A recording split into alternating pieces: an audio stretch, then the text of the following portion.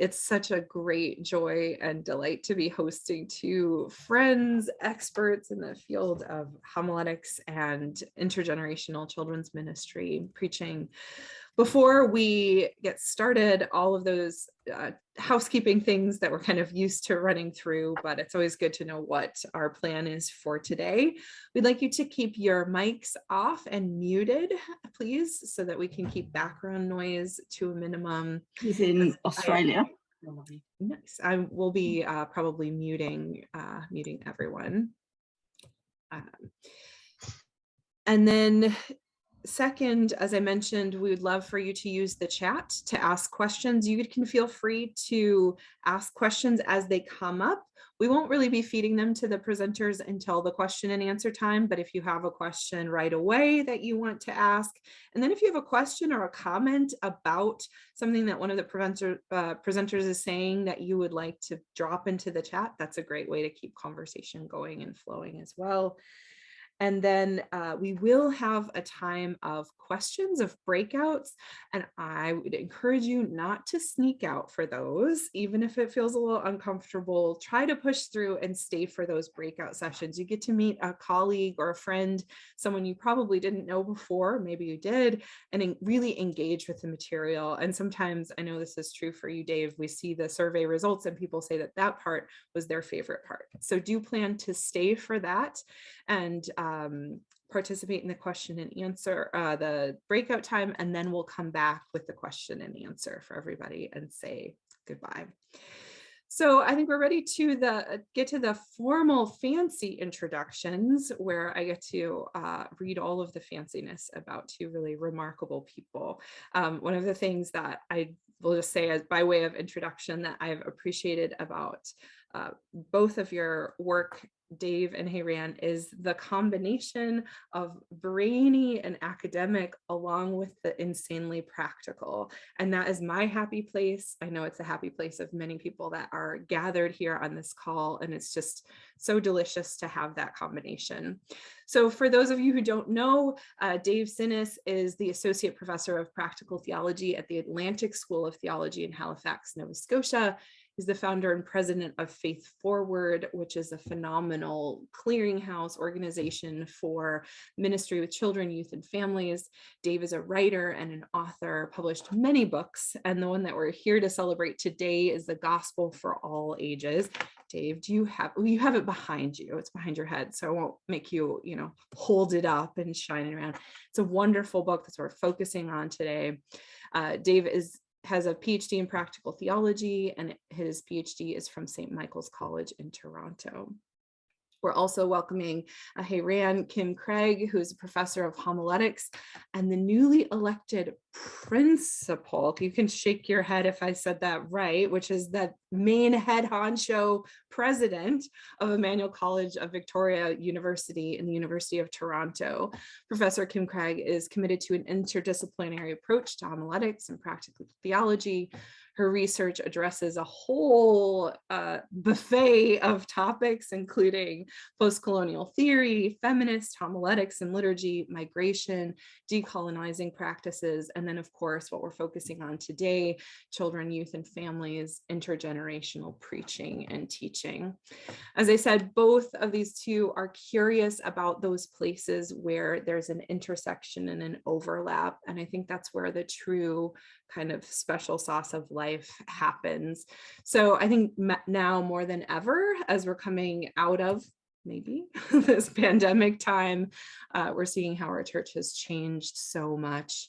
And maybe we have a willingness or maybe a need to think outside the box. And I know that both of you are people who live outside of boxes. And so it's for that reason that we're so excited to hear what you have to say about this topic of a gospel for all ages. So with that, turn it over to you, Dave. We can't wait to hear what you have to say. Great, thank you. Well, I'm really excited that the team at Faith Forward, after our last event a couple months ago, said, Dave, I think the next one should be, this book that's coming out. And so here we are. So thanks everyone for joining us today. I have a couple, I see some students of mine from from some current and past classes, and they can tell you well that I cannot do two things at once. So I'm going to stop and share my screen here. Great. Okay. All right. Well, thanks everyone. So yeah, I am here to share about my new book, and we're here to celebrate this book, and not just it's not just me.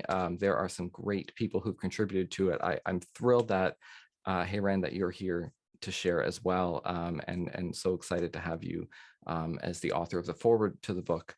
I want to thank Traci and Michael Novelli, who's in the background doing some tech, and Traci, of course, is hosting us. So thank you for being part of this.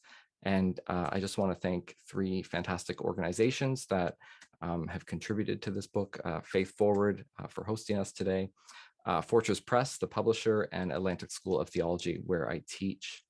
And of course, I think, and I will say it again later, the best part of the book, if you haven't seen it yet, is the second part, where I am joined by 6 practitioners of intergenerational preaching who share about their approaches. And so I'm just so glad to have Talasha Yoder, Murray Wilkinson, Amy Castile, Karen DeBoer, Jim Keat, and Tammy Tolman in the book as well. And many of you are here today. We worked across multiple time zones. And so I know some it's the middle of the night. So the book really started for me 3 years ago.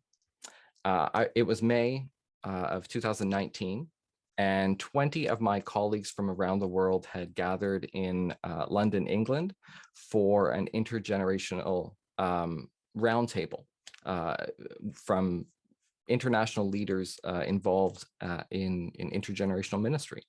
And so for 2 days, these leaders were engaged in some conversations about the current state and the potential future trajectories of what it means to bring together generations in Christian faith communities. And of course, while they were in London, this group visited attractions like the British Museum, the Westminster Abbey, and even the local Lego store. And I'm glad that many in this group are here today. So a year later, May 2020, this global band of colleagues that some people have called the Westminster 20 and some the Intergen Avengers, we met on Zoom in the middle of, well, what we thought was the middle of the pandemic, what turned out to be the beginning of the pandemic, to celebrate the first anniversary of this gathering. So we all sheltered in place at home as we were sharing laughs and celebrating progress and lamenting steps backward that intergenerational efforts seem to have taken during the ongoing COVID-19 crisis. For days after this little Zoom meeting 2 years ago, my social media pages were flooded with, those 1 year ago today photos from this group's adventures around London, and messages shared to each other about how amazing it was to be part of that conversation in 2019.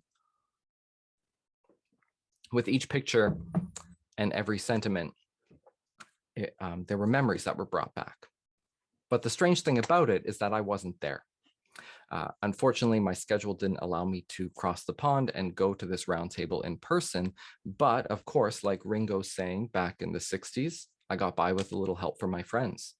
And they knew I wasn't able to travel to London, so they ensured that I was part of the important discussions through the magic of FaceTime. Now, of course, my experience wasn't the same as everyone else's. I could watch presentations, I could take part in discussions, but there were moments when I had to text my friends on the other end of the screen and remind them to turn the camera so that I could see a presentation, or to move the computer when we went into small groups so I could continue the discussion with my small group. I was in the room, but it was easy to overlook me.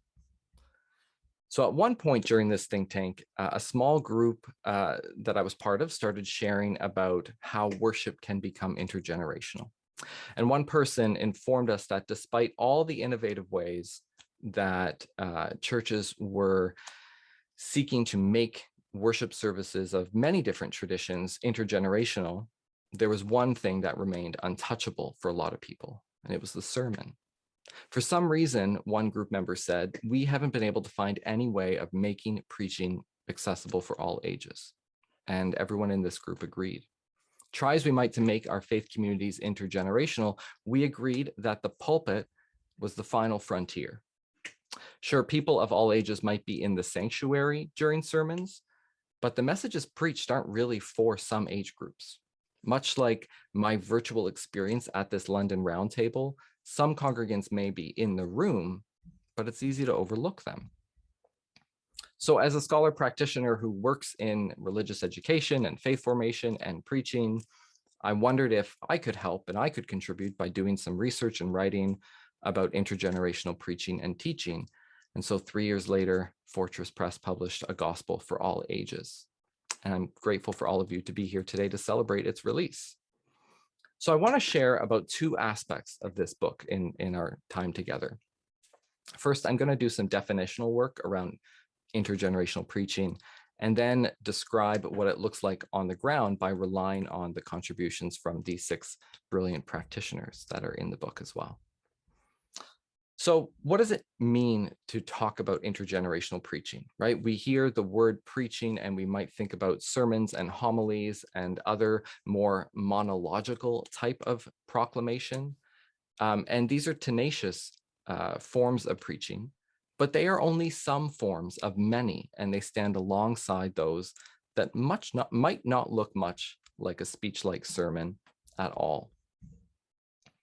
There's a homiletician named O. Wesley Allen, and he argues that preaching is one method of proclamation that stands alongside, not above, all other methods. And so gospel proclamation happens beyond the walls of the church. It happens in the church, and it's everything that we do.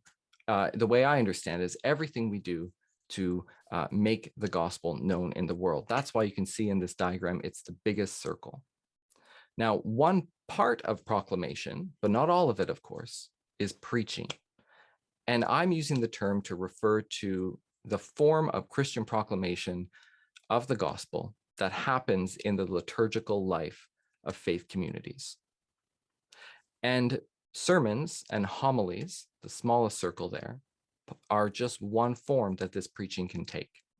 But preaching can also happen as the worshiping community wrestles with a text in small groups, as they listen to stories of faith told by their members, and as they seek to learn where and how God is at work in their neighborhood. It can take many forms. And so the focus of the book and the focus for today is this middle circle, preaching. One form of Christian proclamation, but a form that is bigger than just sermons and homilies. It includes them, but is bigger than that as well. So let's turn to that second word, though, intergenerational. In a chapter he wrote with Holly Allen in the landmark book Intergenerate, Australian intergenerational ministry advocate Chris Barnett developed a framework for understanding different levels or different kinds of relationships among generations by borrowing from the United Church of Canada's work around interculturalism. And Chris, I know Chris is here today, and it's not only is it 3 a.m. for him, so good on you. It's also Chris's birthday. So thanks for starting your birthday with us, Chris, and happy birthday. Chris's argument is that it all has to do with prefixes. So congregations may identify as multi-generational. These are environments in which people of many ages might worship and serve and socialize in the same space as each other, but relationships across generations may not really exist. He says that there's tolerance living alongside superficial and polite interaction. So we can take, for example, the growing trend of including children in worship services that are really made for adults. And some churches do this by having activity bags, coloring pages, books that keep children occupied during the service. And they might even have, the well-known children's message, that 5 or 10-minute moment that's just for them. One pastor once told me that their church did this creative move by installing an art table at the back of the sanctuary so children could color and draw and paint and sculpt right there during the service at any time. These kinds of things make it easier for children to remain present during services, but these services are still really meant for adults, and maybe even adults of a very specific age. So interaction among young people and adults remains pretty limited. If that church with the art table had opened it up to people of any age, then they would have demonstrated a cross-generational environment. This is where there's some sharing, listening, and learning, but little individual or collective transformation. In cross-generational churches, children and teenagers and adults interact with each other and they get to know one another. They may work on service projects together. Maybe there are mentoring programs that pair seniors and teenagers together. Relationships exist across generations, but the church has yet to take really significant intentional steps to foster transformation through these relationships. And so the relationships may be genuine, but somewhat surface level. Now, the intergenerational church, on the other hand, is the church that actively nurtures a space in which Barnett says there is comprehensive mutuality, equality, and reciprocity that makes individual or collective transformation more likely. It's intentionality that really matters here. And these are congregations that recognize power dynamics that are at play within intergenerational diversity, and they advocate for all people, regardless of age, to be seen as equally valid and valued members, contributing members of the community. Intergenerational churches lean into differences that exist among various generations in ways that give everyone a voice and everyone a stake in the community and celebrate that diversity. It's complicated and sometimes it leads to disagreement, but that's part of what it means to be intergenerational. So instead of having an art table for children and for adults to use during a sermon, an intergenerational congregation could shift its worshiping and preaching practices away from those aimed mainly at people of one or two generations and forge new ones that better account for everyone in the room. It's really difficult work, but it is so worth it. So now we have a sense of what exactly I mean when I'm talking about intergenerational preaching. But how do we actually go about doing this?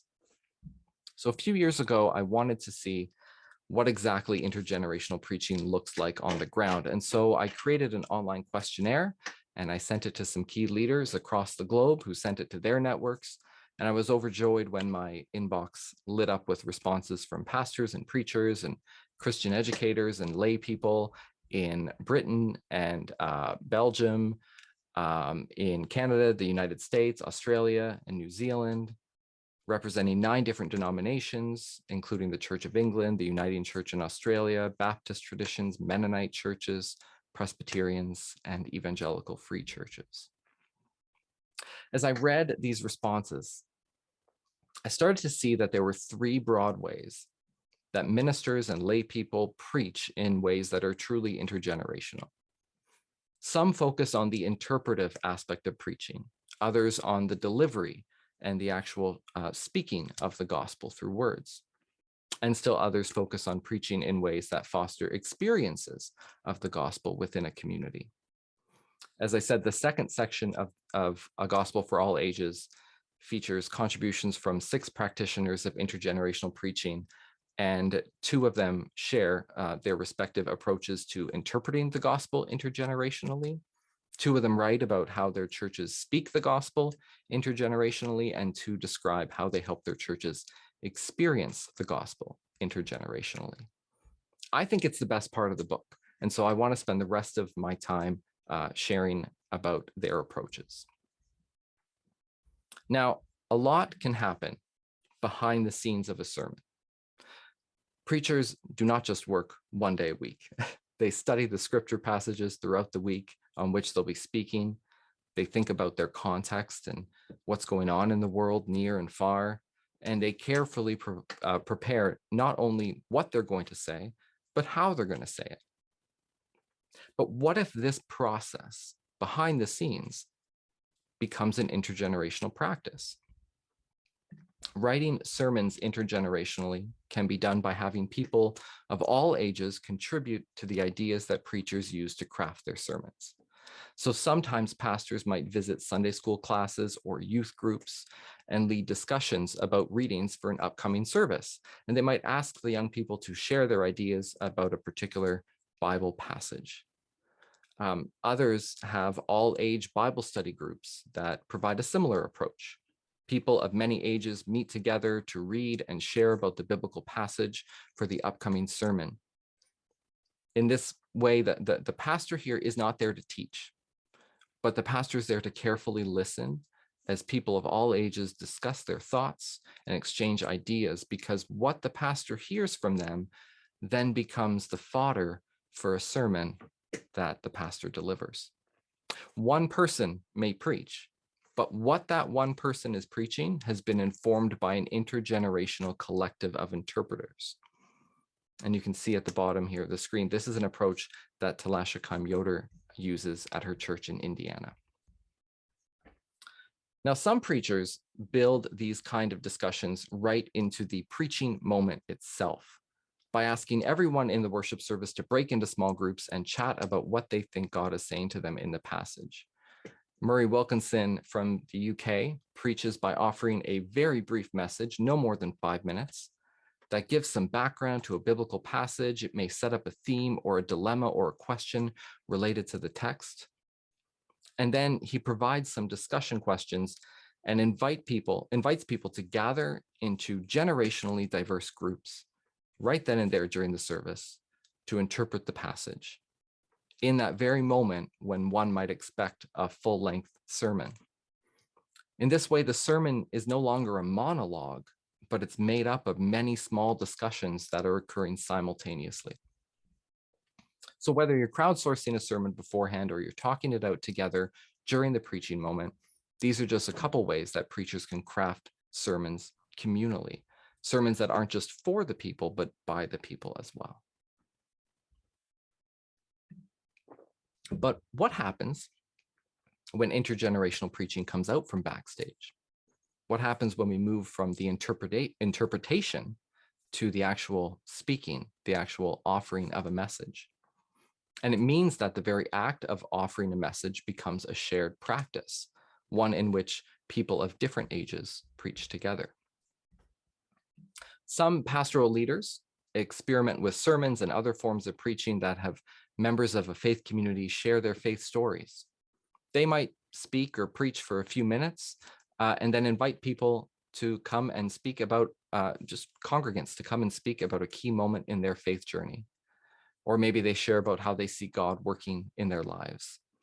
At Karen DeBoer's church in Ontario, Canada, they take the kind of things you might expect in a standard bulletin announcement, things like births and graduations and health concerns, and these become moments for sharing the gospel by having people involved in these announcements share about how God was at work, for example, during a pregnancy, or during one's secondary school years as they're about to graduate, or how God and the community supported them through a critical illness that the family went through. Sharing faith stories can happen before or after a longer sermon, or right in the middle of a sermon that's offered by their pastor, Toyosi, who's also here today. It's good to see you. The key is that it's planned in advance. Several times a year, they have what they call God Stories Sunday. And the week beforehand, everyone is given questions to consider about their own faith stories, so that when they come that week for God Story Sunday, they've thought about what stories they might want to share. And everyone is invited to share if they feel compelled to do so. Now, other preachers integrate preaching in the entire worship service by breaking that preaching moment into many shorter moments. It doesn't matter what age you are. Sometimes at 20, 30, even 40, sometimes 40 preachers preach for 40 minutes. That can be a long time, sometimes even to sit through a 15-minute sermon. So rather than preaching one sermon, when Amy Castile preaches at her church in Belgium, she organizes the entire service by breaking it into a few segments that follow a common pattern of preparing, teaching, and responding. So for example, the prepare time might include a song with a repetitive phrase in sign language for 4 or 5 minutes. And then there might be a 5-minute drama presentation that constitutes that teaching component. And then the responding moment could include something like a few minutes where everyone draws a picture of something that jumped out at them during the drama presentation. Because this might only take 15 or 20 minutes, there could be 2 or 3 more repetitions of this rhythm with the same song, the continuation of a drama based on a biblical text, and another simple art or response project. One thing to remember if you're considering this approach is that it makes room for a diversity of learning styles, a diversity of spiritual expressions when you're planning this.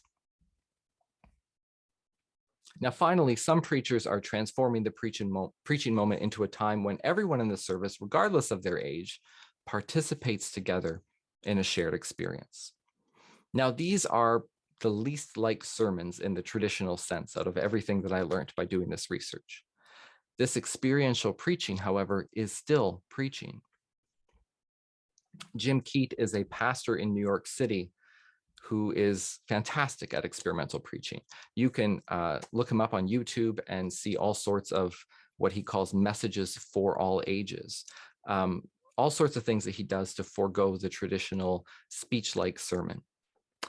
He shares in the book about one memorable experience when he invited the congregation to experience the heart of the biblical text in which Jesus welcomes children to him.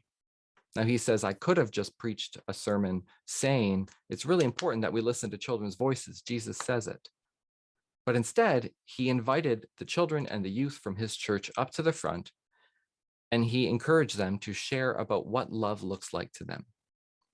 In his words, he says, I shifted from speaking about the text to inviting the community, myself included, to experience what the text is doing. Jesus says that children are the, paraphrasing Jesus, of course, are kind of kingdom kids par excellence in a term Judy Gundry-Wolf uses. So Jim said, instead of saying that, let's actually listen to them together. And this is just one example of how pastors can help people participate in the gospel by looking at what a biblical text is saying, what that heart of the text is, and helping people experience it together. Australian pastor Tammy Tolman models what I call proclamation as co-creation. This is another experiential and interactive form of preaching that focuses on how people create meaning together and create practices surrounding a theological theme or a biblical text. Now, she relies heavily on the creative arts and invites people to participate in a shared practice that helps them talk together and think deeper together as they do something together. So, for example, in one service, she welcomed everyone to sit at tables of 8 or 10 people of all different generations at tables. And at one point, everyone was invited to walk around the room and look at posters that she had put up that displayed all sorts of different names for God that we can read about in the Bible. At each table, there were strands of embroidery thread and instructions for how to make a 7-stranded bracelet with this thread. And as everyone made bracelets together, they discussed the importance of the number 7 in Scripture, and they discussed the names of God that they saw around the room that meant the most to them. And by the end of the service, everyone has made something, has created new meaning together, and they've created a tangible reminder of that as they wove their ideas and wove string together to make bracelets. These are just 6 approaches. There are more. However you might think of interpreting, speaking, or experiencing the gospel with your faith community of all ages, it's not for the faint of heart. It's difficult work because it requires preachers to give up control over what happens in the preaching moment. Maybe it's more accurate to say it requires us to give up the illusion that we're in control in the first place. It calls congregations to move outside their comfort zones and do something new. But it also offers an opportunity to recognize the power of the Holy Spirit in the proclamation of the gospel. Because as that Spirit empowered all the disciples to proclaim the good news on that day of Pentecost, so too does the same Spirit empower everyone in our churches, young and old and every age in between, to preach the gospel with one another. Thank you for letting me share just a few fantastic parts of this book. Thanks so much, Dave. Amazing. I think we got to maybe a 10% of all the rich information in the book. There's some good back and forth in the Q&A or in the chat that I think we can use for our question and answer time, and maybe in the small groups as well. And now we're going to turn it over to HyeRan for your response. HyeRan, as we said in the introduction, you are an expert in all types of intersections, and you're going to speak to your response to what Dave has had to say today. I'm trying to do what Dave said I shouldn't try to do, which is two things at the same time here, but here you go now, everybody. There we go. Okay. Hi, and welcome again, HyeRan. Thank you. Thank you, Traci, for your kind introduction. It's real my honor to be invited here to do a celebration of Professor Dave Csinos' recent book, A Gospel for All Ages. I had the privilege to read this book before it was actually published in order to write the foreword for it. So when the invitation to participate in the book launch came, I was very pleased to say yes. So let me begin my response by sharing my personal encounters with Dave. Over the 10 years, our paths have crossed on many occasions, including at the Religious Education Association and International Academy of Practical Theology. He was my teaching assistant for a one-year online Christian education course that we taught together at my previous school, St. Andrews College, when he was a doctoral student. The most memorable encounter with him for me was when I decided to go to his workshop where he was leading at a National United Church Intercultural Ministry Conference, which was held in Halifax, Nova Scotia, Canada in year 2013. I was inspired by his critical engagement in the complex concepts of culture, distinguishing multicultural, cross-cultural, and intercultural concepts. David promotes intercultural ministry and comes at it from an angle of intergenerational ministry. This was again articulated very well at the beginning of this book. As an advocate of children and young people's agency in ministry, it was clear that an intercultural church cannot be fully formed unless we take intergenerational ministry seriously. This book, focusing on preaching, is an expansion of his commitment to children and young people's ministry that he argues is best accomplished through intergenerational work together. As I mentioned in my foreword, I applaud Professor Csinos' claim that preaching is not the solitary work of the preacher, but the work that brings a whole church of different ages and other differences together. And this is more easily said than done, however. Preaching continues to be the domain of the othered clergy. In this regard, the book, A Gospel for All Ages, is a wonderful, wonderful resource filled with practical tips on how to do intergenerational preaching beyond other-centered and solo preaching, drawing from their lived experiences, intergenerational preaching, and ministry practices of diverse faith communities all over the world. David offers 3 steps for an intergenerational homiletic. There are 3: interpreting, speaking, and experiencing together. Of course, these 3 steps are neither linear nor hierarchical, but complementary. with one another. So let me just go through a little bit because I think there are some really key insights here. So first, in a didactic and deductive preaching pattern, which is often scripture focused, interpreting the biblical text together can be the first part of the intergenerational preaching process, not the product, but process. In my own teaching of practice of preaching in my intro homiletics class, this process is done in an assignment called congregational exegesis. Students are asked to form a group that is diverse in age and other identity markers and interpret the text together. It was one way, very effective way to prepare for a sermon.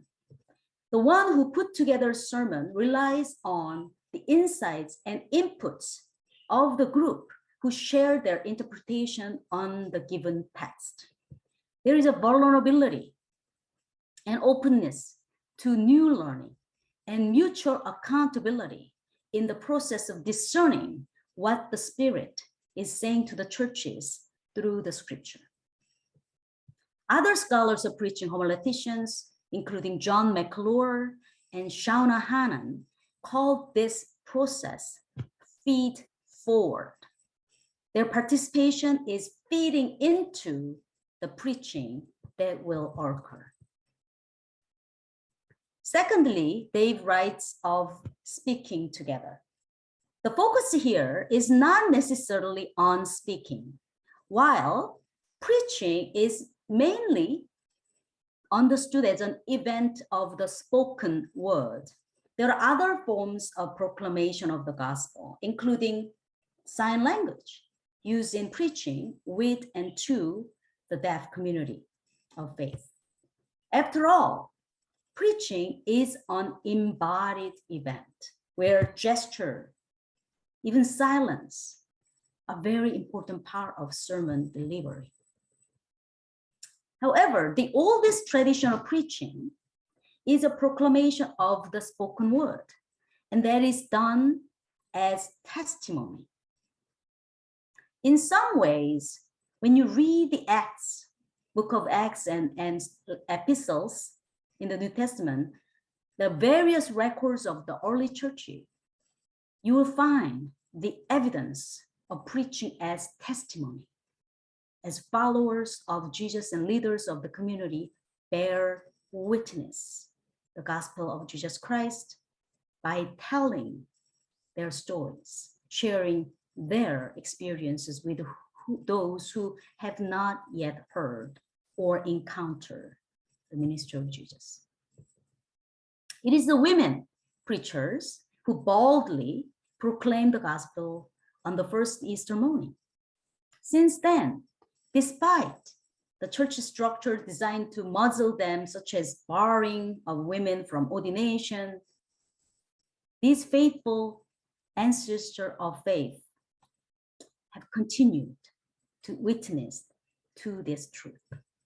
And as the first women who visited the tomb and subsequent women have discovered, sometimes it is more effective to speaking together, to speak as a collective voice.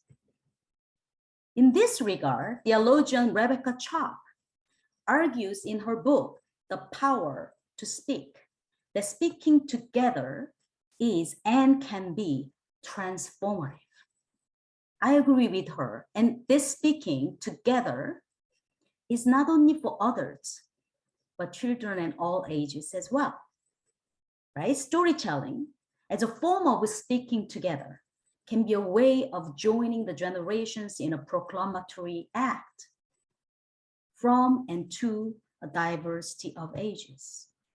Dave underscores the aspect of this empowerment in telling their own stories and hearing each other's stories. The third aspect of preaching the author suggests is experiencing together. Preaching matters not only as an embodied act, but also as an empathic event. People participating in the preaching event are invited to experience God. They are invited to participate in what God's people experience in the Bible. One of the most effective and powerful ways to preach is to enable people to imagine and identify with a character in the Bible. What would you have done if you were Esther? What would you have felt if you were sold by your own brothers into slavery like Joseph? What would you have answered as a Samaritan woman when Jesus, a Jewish man who was not supposed to talk to you, approached you with a quest for water? What would it be like for you to be left for dead on the side of a highway and be forced to receive compassion and care from someone who you have been taught to hate all your life? These are the questions that are posed as part of preaching that aims to experience together. In addition to the experiential interpretation of the Bible, preaching language uses paint words, right? Those words conjure images that can evoke our senses. Incorporating 5 senses, sight, hearing, touching, smelling, and tasting is an effective approach to intergenerational preaching. The psalmist, who is also a homilist, says, "Taste and see that God is good." The Apostle Paul says, "Faith comes from hearing." The wisdom writer shares a proverb that depicts God as the host of a big party who sets out a feast filled with the most delicious food and makes it available to all at no cost. God is the voice shouting out in the market, right? These are amazing examples. The sensory, proclamatory, paint words we can tap into. David is also tapping into the contemporary preacher's wisdom, connecting the readers with many practitioners of preaching and liturgists and ministers, providing insights for intergenerational preaching and ministry. As you see, there are lots in this book for us to try and learn from as we continue to engage innovative intergenerational ministry. So Dave, congratulations again, and thank you for this gift for the church and ministry. Thank you so much for your kind words and for going through these 3 aspects again and connecting them to scripture and some theories and highlighting them in a different way. Thanks so much. Thank you. Great. Well, we've come to our time now. Don't run away. Don't click that leave button. We want you to come back for the Q&A. As I said at the beginning, I know the instinct to run away and not stay for the chat, but I promise you will be blessed by it. And we're still taking questions. If you have any questions from either of the amazing presentations, I found myself talking to my screen during your presentation, HyeRan, just with lots of and just thank you. It was delightful and just had my brain going in so many different directions. So the question of the day is, which of the 6 approaches to intergenerational preaching most excites you? Now, if you don't remember all 6 of them, don't worry, this isn't a test. It's a time to engage with anything that you heard. So we're going to ask you to go into groups of 4, introduce yourselves, and then respond to the thing or things in the presentation that most excited you and which approach or which idea most excited you. Well, hi, everybody. Welcome back. We have about another 10 or 15 minutes, and then we'll be on our way. We're going to do some Q&A. And while we're filtering back in from our breakouts, we thought it would be nice if you wanted to share in the chat if there was something amazing that came out of your breakout, if there was any idea or resource or even an additional question. I don't know if we'll be able to get to questions or additional questions or not, but definitely put them in the chat because we are recording it. And so we'll be able to fish those questions back out and maybe be able to do a part 2 or get to them in some other format or some other way. So we're going to open it up now for a few minutes of Q&A with our 2 presenters. And the first question that I had was actually one of the last ones that came through. And it was a question about congregations that are resistant to change. And I don't know if we need to even diagnose the cause of the resistance or even label it in any way, but let's just assume that for all of us, change is either a little hard or very hard. So what thoughts or ideas do you have about, I think the words that were used in the question were baby steps or scaffolding, baby steps, scaffolding, ideas, resources. How do we handle the this is new and different and therefore scary and hard that inevitably happens in our churches? Sure. I can respond to that. First of all, I set up the multicultural, cross-cultural, intergenerational dynamic, and one not on there is generationally segregated, right? That's the other side of multi-generational. You might not get to intergenerational. If you're in a generationally segregated church, you might be able to start with a very small move to multi-generational. That might seem very still age segregated, but it might be just a one-time thing that you start with to get people at least in the same room of different generations. So we can't move from one side right to the other, right, all at once. It is a slow and steady move. And I think 2 things that I've realized from researching this this book is that, first of all, not every generation needs to be present for something to be intergenerational. So if you don't have a lot of children or youth in your churches, or you don't have a lot of seniors in your churches, it can still be intergenerational if you've got a handful of boomers and a whole bunch of pre-boomers, right? That's still intergenerational. There are different, as HyeRan said, there are different aspects. Generational diversity is just one type of diversity. So this can be, there are implications with this for different kinds of diversity as well. And then the other thing is, sometimes, like I have a student once who just a great student and just said, I get behind all of this, but I really struggle to call some of it preaching. And my response is, that's okay. Don't do it during a sermon then. Make it a teaching time on a Sunday evening event. Capitalize on special events like Good Friday or Christmas or an anniversary Sunday. And you might not be able to integrate this kind of thing all the time, or even in a worship service. It might be something you do in a special service or on a Tuesday night intergenerational activity that you try out. So if your church is a little resistant to this, then take some baby steps and work on the fringes and the margins and see how you can move it more to the center gradually. I'll just add to Dave's wonderful answers. I'm believing in questions, so you could just ask. And if people are resisting, and at least give them a chance to articulate why they are resisting it. And then, because there is a pastoral sensitivity issue, right? You don't want to rock the boat. And hearing them out, I think, is important. But then I would go 2 ways. One, very scriptural, meaning they have to imagine what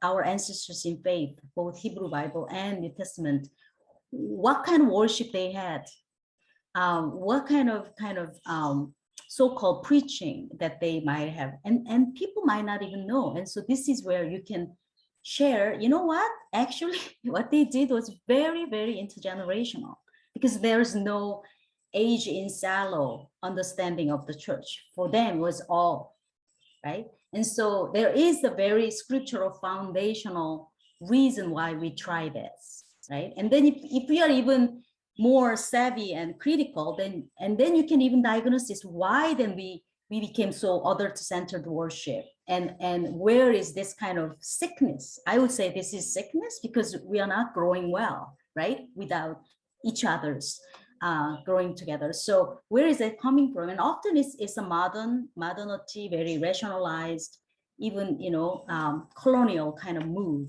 But if you don't go that far, at least you can remind people and help them imagine of how the early church would have done that. So that's one kind of scriptural basis. But the other is also ask people, when was the worship and the most memorable sermon you had?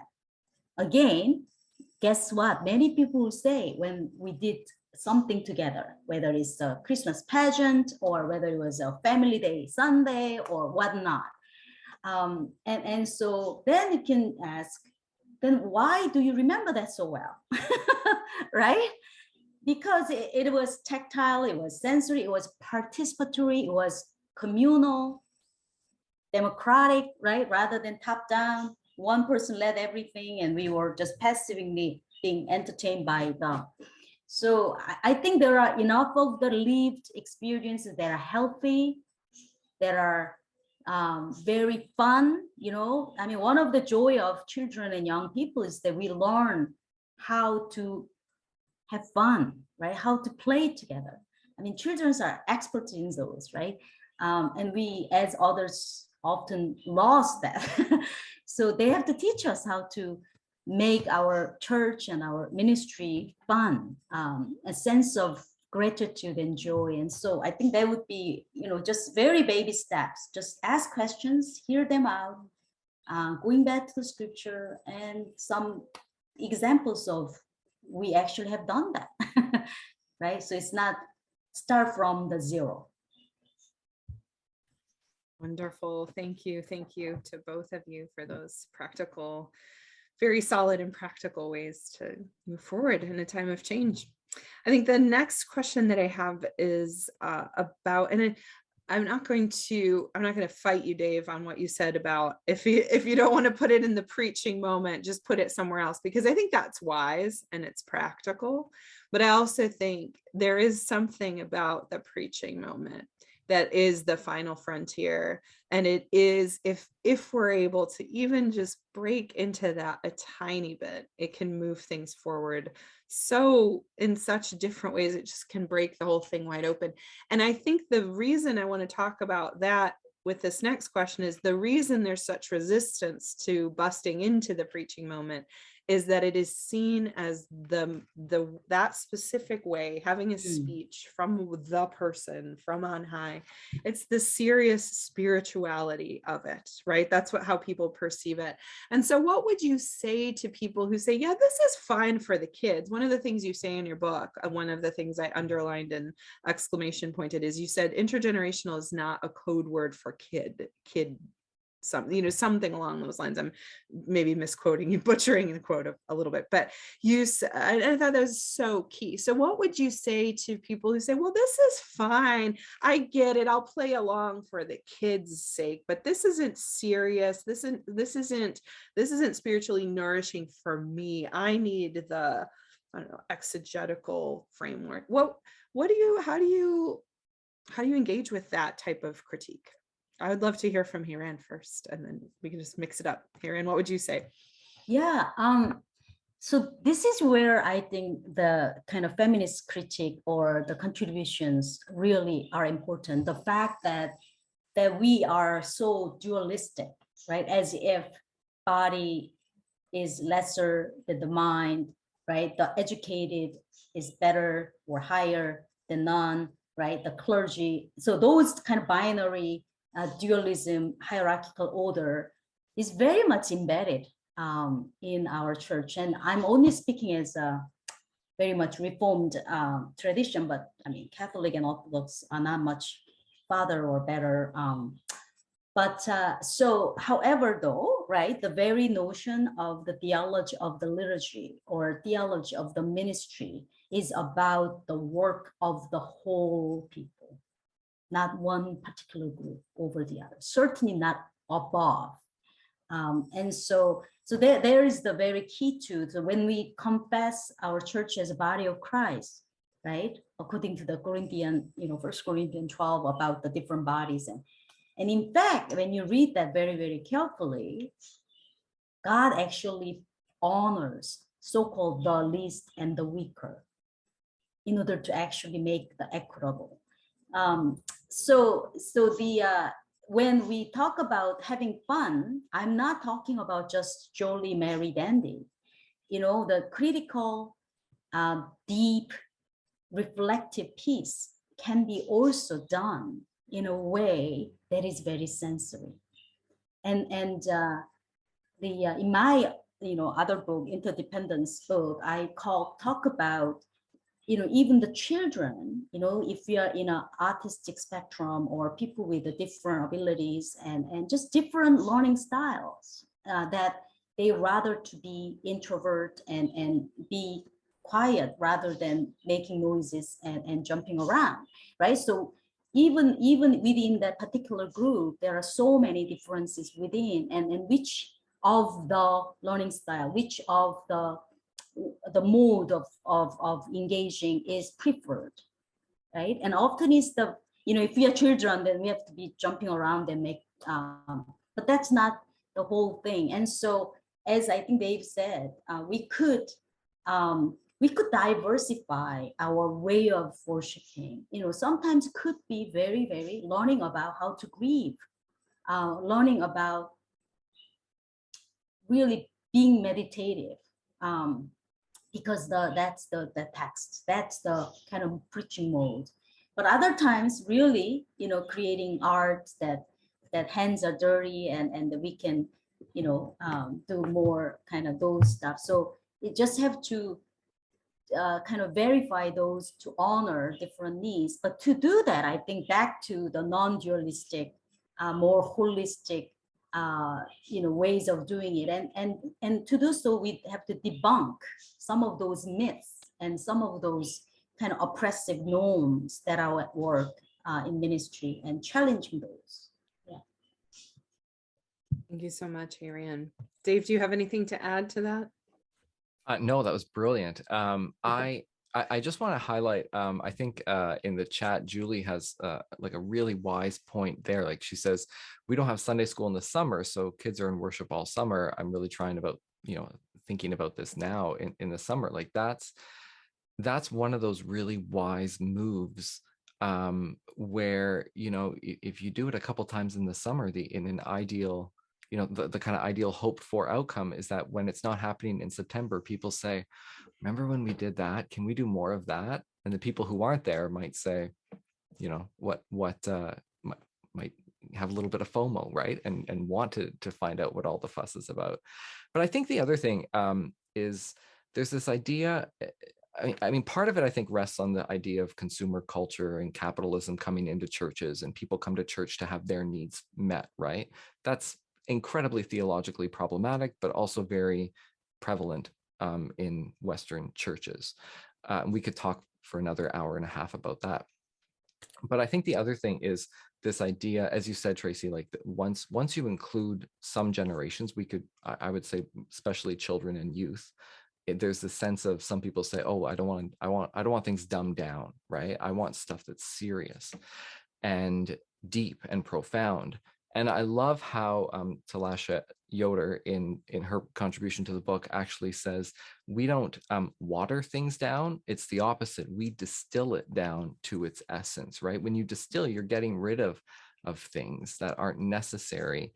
And that's what it comes down to. I remember at almost 10 years ago at one of the Faith Forward events, Sandy Sasso said that children don't need children can understand complex concepts, but what they need is simple language. And I actually would argue that in our society, where biblical illiteracy is on the rise.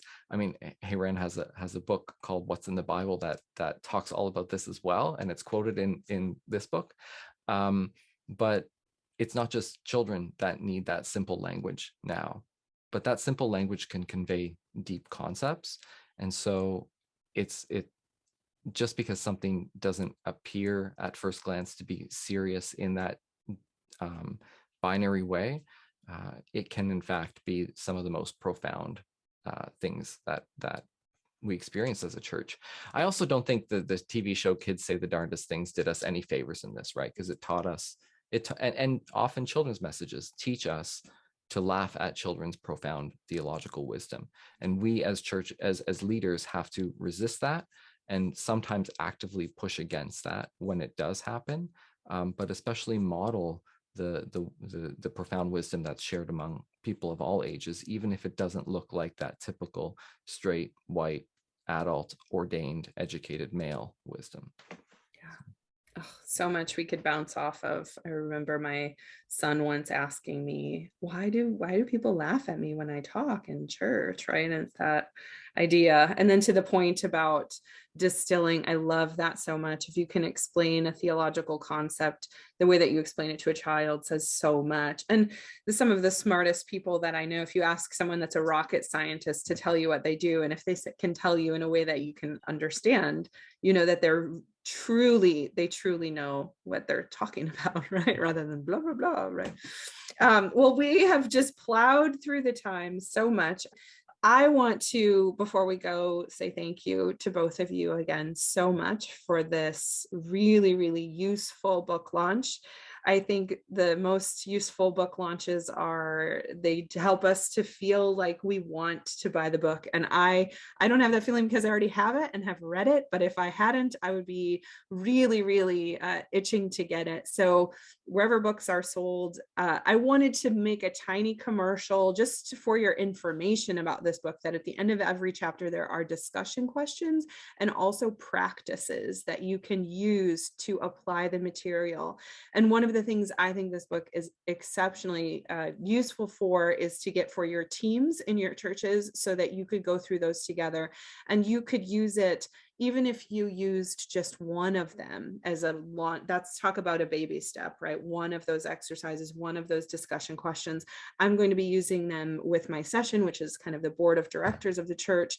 So thank you for writing this book, for researching it, Dave, and to all the contributors. I know some of them were or are on. Please give them our thanks and gratitude. I heard stories about people sharing their email addresses during the breakout rooms, and that's another happy thing that happens from events like this.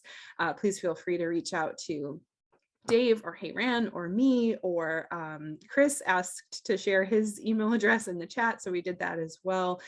Connections, doing this together is the way to go. So it was a blessing to be with all of you this afternoon, whatever time of day it is, and we wish you all peace and joy as you go into your afternoon, or if you go back to bed now because it's now 5 a.m. instead of 3. Have a great day, and thank you so much for being here. Take good care. Bye, everybody.